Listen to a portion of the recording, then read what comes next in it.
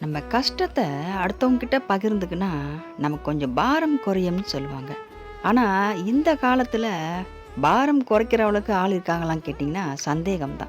பாரத்த அதிகப்படுத்துறதுக்கு தான் நெறைய பேர் இன்னைக்கு இருக்காங்க.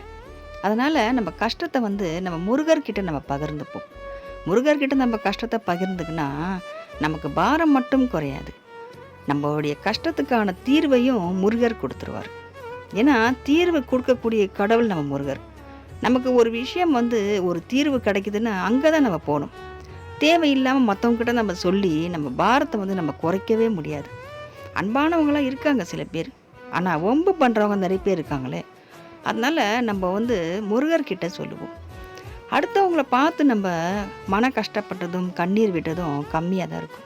ஆனா, நம்மள பார்த்து நம்ம அழுதது தான் அதிகமா இருக்கும். கண்ணாடி முன்னாடி நம்ம நின்னா, கண்ணீர் அப்படியே நமக்கு தார தாரையா வழியும். அவ்வளோ நம்ம பார்த்து நம்மளுக்கே அவ்வளோ கண்ணீர் வரும். அவ்வளோ கஷ்டப்பட்டுருப்போம், வேதனைப்பட்டுருப்போம். ஏன்னா, நம்மள விட யாரும் நம்மள புரிஞ்சிருக்க மாட்டாங்க. நம்ம தான் அதிகமா புரிஞ்சு வச்சிருப்போம். மத்தவங்களுக்கெல்லாம் நம்ம ஒரு பக்கம் தான் தெரியும். நம்மளுடைய மறுபக்கம் நெறைய பேருக்கு தெரியாது. ஏன்னா, நம்ம யார் முன்னாடி அழறதில்ல. யாருக்கும் நம்ம கஷ்டத்த சொல்லிக்கிறதில்ல. அது எவ்வளோ சிநேகமா இருந்தாலும் சரி, ஒரு விஷயத்த நம்ம பகிர்ந்துப்போம். நெறைய விஷயங்கள பகிர்ந்துக்க முடியாது. ஏன்னா, அவங்க என்ன நினைப்பாங்களோ? அப்படின்ற நமக்கு ஒரு அச்சமும் நமக்கு இருக்கும். கண்ணாடி முன்னாடி நம்ம நின்னா, நம்ம கண்கள் நம்ம முகத்த பார்க்கும்போது, "நீ இவ்வளோ கஷ்டத்துல இருக்கியான்னு" நம்மள நினைச்சு நம்மளே கவலைப்படுவோம். அந்த கவலையெல்லாம் இனிமேல் வேண்டாம். முருகர் இருக்காரு. நம்ம முன்னாடி கண்ணாடியா நம்ம முருகர் இருக்காரு. முருகர்கிட்ட நம்ம கஷ்டத்த பகிர்ந்துப்போம்.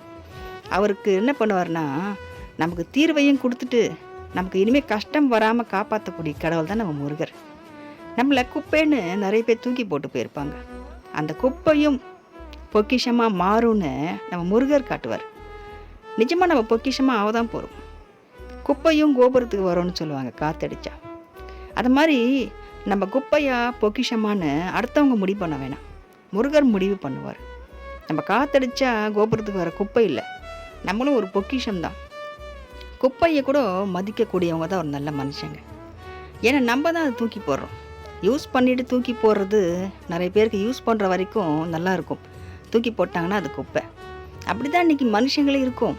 நெறைய பேர் அவங்க வேலை ஆகிற வரைக்கும் நம்மளை யூஸ் பண்ணிவிட்டு தூக்கி போட்டு போயிடுறாங்க. குப்பையை தூக்கி போட்டு போகிற மாதிரி. நம்ம குப்பையாக தான் இருப்போம். குப்பைக்கும் ஒரு மதிப்பு இருக்குது.